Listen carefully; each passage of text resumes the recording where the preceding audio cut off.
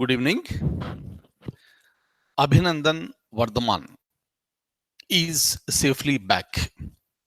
So we know what exactly happened, and Indian Air Force Wing Commander Abhinandan Vardhaman, he was fallen onto the other side of the boundary, that is into the Pakistani occupied area, and he was taken into custody by the Pakistani authorities, and some videos also went very viral. And later we have seen another video that he is being treated well and he was sipping tea.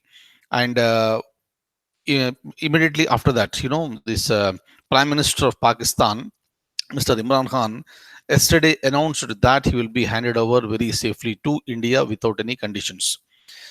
But they said some conditions will be there where India should agree for going for the discussions. But India made it very clear, nothing doing, no conditions. You have to abide by Geneva Convention. So Geneva Convention, that is related to war prisoners. I'll show you that after some time. So Pakistan also knows that there is a Geneva Convention, and it doesn't mean that you will be handing it over immediately. But the other country knows that there will be huge pressure from international community, and already we saw many countries have started supporting India, and Pakistan is isolated. And of course, there is no other go for Pakistan except handing over Abhinandan Vardhaman to Indian authorities very safely.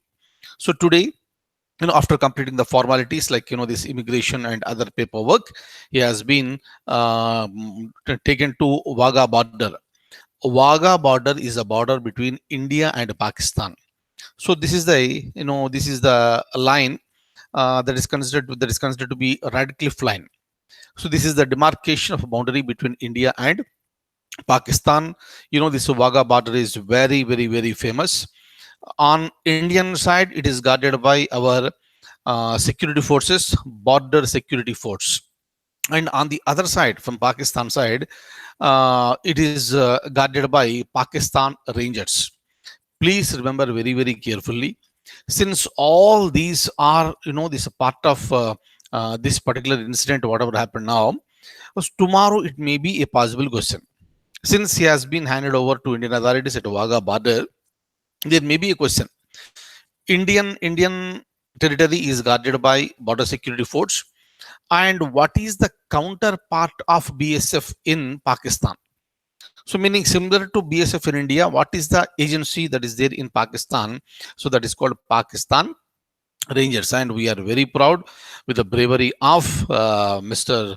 Abhinandan Vardhaman, who is a wing commander, Indian Air Force, and entire India is happy. And but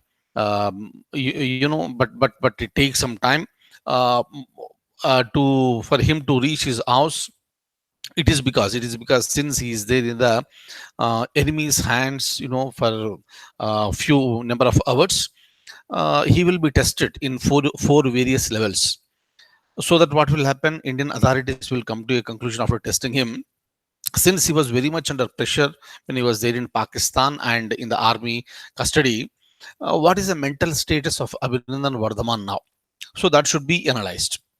Next is that are there any things that have been injected into the body of Abhinandan?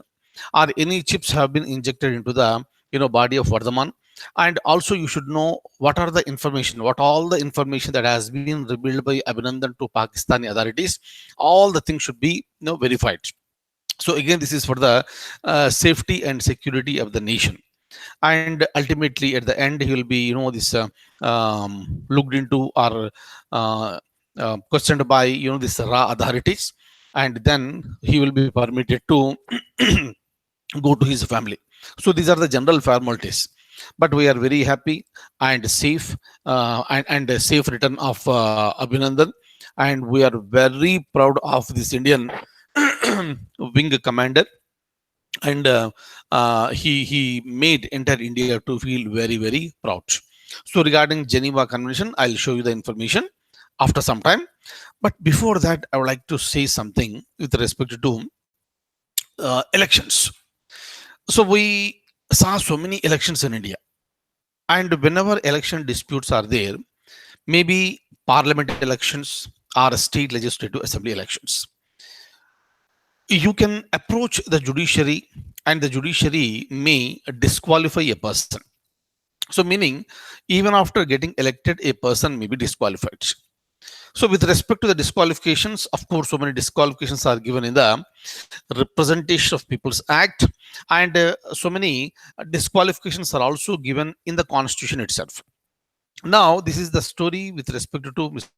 Veludurai of Tamil Nadu, who belongs to Congress Party, and he got elected to Assembly sometime back, few years back. And after he got elected, the person who got defeated filed a case against him in the court, mentioning that Mr. Veludurai, when he contested in the election, he was a registered contractor with the government of Tamil Nadu. So that is considered to be a disqualification. But he did not withdraw his official, this registration. That is the reason why he should be disqualified.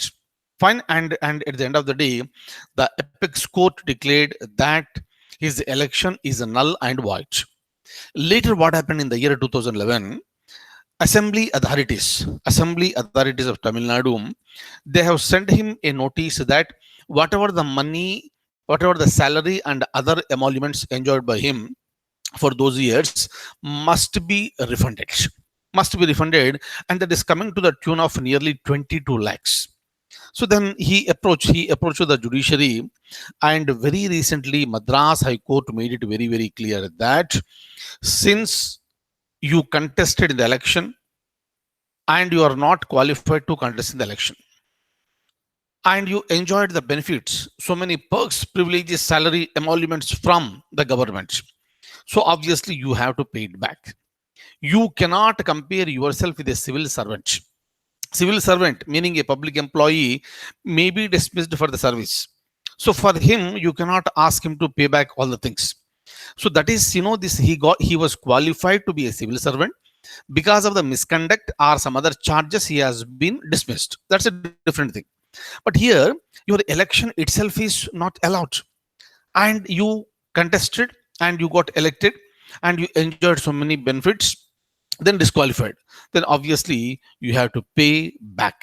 So this is the verdict that has been given by Madras High Court, meaning all members of parliament and members of legislative assemblies, if they are disqualified, they have to refund the money, and they are also liable for the penalty. Fine. So please remember this one. We have a very strong judiciary in India. Of course, there may be a delay. The court admitted that you cannot expect the judiciary to give the judgment immediately, right? So we need to verify various facts, and we need to get so much of information. Based on that, we'll give the judgments. So that's the reason why definitely it will take time. And it doesn't mean that just because there is a delay, you are escaping. You cannot escape. These are the words that are said by Honorable Madras High Court. Now, what shall I do is that I'll open the document. I'll show you the document. Then, so we'll go ahead. Look at this. This is the point that is related to Madras High Court, and it delivered the judgment on February 26th, 2019. Okay, and the MLA name was Veludurai. Right. So this is information, and of course, so these are all not qualified for the elections. Fine. And you can read this later when I upload this document. But now let's have a look at this. Just now we have discussed safely he is back, our gentleman. Indian Air Forces Wing Commander Abhinandan Vardhaman was taken into custody by Pakistan Army after the fighter jet he was flying was shot down on February 27th. Is that okay? And of course, so remaining all related to this video that was released. But what is this Geneva Convention? Look at this. According to Article 3, please remember, based on Geneva Convention only, today Our Abhinandan Vardhaman has been handed over by Pakistan to India. Clear? And within a short period of time, they have handed over uh, um, as promised by the Prime Minister of Pakistan yesterday. So this is, you know, because of the international pressure. Obviously Pakistan knows that if this person has not been handed over to India safely, so there will be definitely pressure from international community. So it is better to, this hand over this person. And according to Article 3 of Geneva Convention on treatment of prisoners of war, nations should avoid these acts. What is this? Violence to life and person, in particular murder of all kinds, mutilation, cruel treatment, and a torture. Nothing should be there. Clear? But in a video we saw that, Abhinandan was beaten by, some people. It seems that they are the citizens of Pakistan, and later he has been rescued by Pakistani army. But whatever it is, we are very happy now for our Abhinandan Vardhaman, right? Taking hostages, outrages upon personal dignity, in particular humiliating and degrading treatment, all should be avoided. Passing of sentences and the carrying out of executions without previous judgments pronounced by a regularly constituted court. Meaning, if you want to prosecute, you have to file a case, and that should be verified by the judiciary. Only the judiciary should pass a, these audits. Then only punishment can be given if it is so severe. Without that, you cannot pass the sentences. Clear? So now I would like to show you this one, which is a very, very important one. With this, Pakistan is not happy, but India is very happy. And this is an indication that India's strength at the international level. In which of the following places foreign ministers meet of the Organization of Islamic Cooperation was held in March 2019, right? And today and tomorrow, this March 1st and 2nd. So this is being held in Abu Dhabi, and India's foreign minister, Mrs. Sushma Swaraj, has attended this meet. Pakistan objected, but even then, this OIC preferred that India should attend, and India attended this meet for the first time in the history of the OIC. Right? So option A is the answer. This is a possible question in the examination. Where it was held? Answer is Abu Dhabi. Also look at this.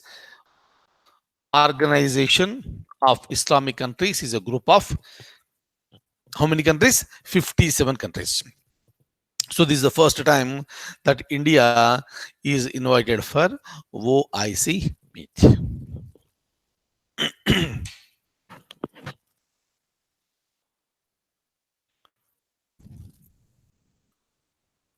Fine. So that's all for the day.